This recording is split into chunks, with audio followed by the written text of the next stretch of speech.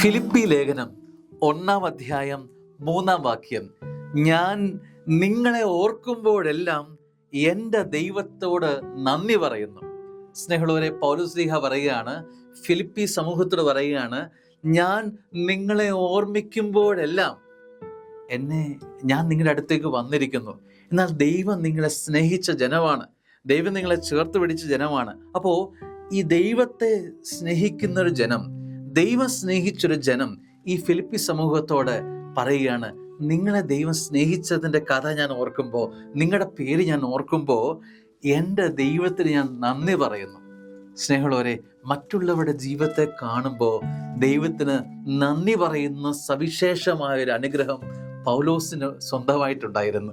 മറ്റുള്ളവരെ കാണുമ്പം നമുക്ക് പഴി പറയാൻ പറ്റും, മറ്റുള്ളവരെ നമ്മൾ കാണുമ്പോൾ കുറ്റം പറയാൻ പറ്റും, അവനെ ഇകഴ്ത്തി കാണിക്കാൻ പറ്റും, എന്തൊക്കെ നമുക്ക് ചെയ്യാൻ കഴിയും. പൗലോസ്ലീഹായെ വ്യത്യസ്തനാക്കുന്നത് ഇതാണ്. ഞാൻ എൻ്റെ സമൂഹത്തെ കാണുമ്പോൾ, ഞാൻ എൻ്റെ കുടുംബത്തെ കാണുമ്പോൾ, ഞാൻ എൻ്റെ അപ്പനെ കാണുമ്പോൾ, ഈ പ്രഭാതം ഞാൻ എഴുന്നേറ്റ് എൻ്റെ കുഞ്ഞുങ്ങളെ കാണുമ്പോൾ, ഞാൻ എന്നെ ഏൽപ്പിച്ച് ജോലിയുടെ സ്ഥലത്ത് ഞാൻ ചെല്ലുമ്പോൾ, സ്നേഹമുള്ളവരെ, അവിടെ എല്ലാം ചെല്ലുമ്പോൾ ഞാൻ ദൈവത്തിന് നന്ദി പറയുന്നൊരു അനുഭവം പൗലോസിനെ പോലെ എന്നിൽ ഉണ്ടാവുകയാണെങ്കിൽ സത്യത്തിൽ വലിയൊരു എനർജി തന്നെയാണ് അത്. സ്നേഹമുള്ളവരെ, നന്ദി പറയാൻ, giving thanks to God is equal to praising God.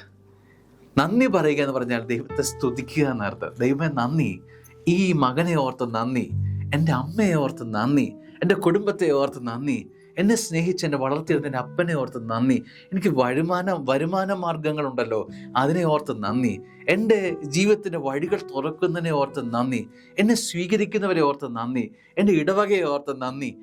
അപ്പോൾ എന്തിനും കണ്ടുമുട്ടുന്ന എല്ലാത്തിനെയും ഓർത്ത് നന്ദി പറയാൻ പറ്റുക. പൗലോസ് പറയുക, ഞാൻ ഫിലിപ്പി സമൂഹമേ, നിങ്ങളെ കാണുമ്പോൾ, എൻ്റെ മനസ്സിലേക്ക് നിങ്ങളെ കൊണ്ടുവരുമ്പോൾ എനിക്ക് തോന്നുന്നത് എന്താ അറിയാമോ?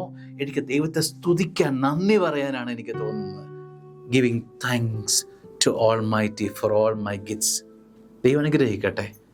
ആമേൻ.